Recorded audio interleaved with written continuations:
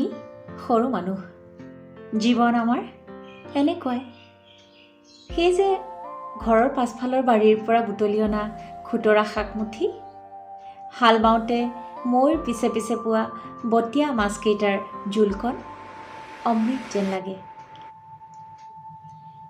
চহৰত থকা বৰদেউতাৰ ছোৱালী বাৰ লগত ৰেষ্টুৰেণ্টত খাইছিলোঁ আমেৰিকান চপচি।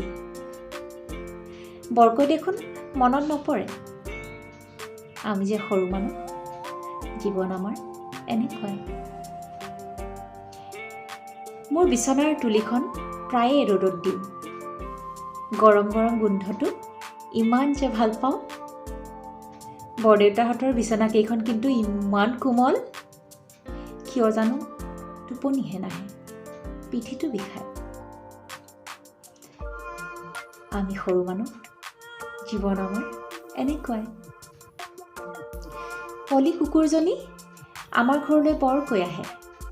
দেউতাই কয়, ভাত কেইটামান দে আই, ক'তবা পোৱালীকেইটা থৈ আহিছে তাই।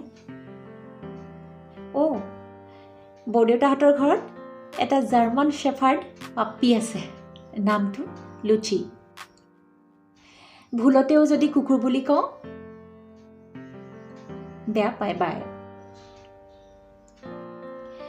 গেটৰ সন্মুখতো কেইটামান কুকুৰ পোৱালি আছিল। ইমান যে নুৰুকা মৰম লগা। মই আকৌ কোলাত ল'বলৈ লৈছিলোঁ। বায়ে ক'লে, কিয় চুইছা? এতিয়াই চেনিটাইজাৰ ল'ব। কিবা এটা দুখ লাগি গ'ল।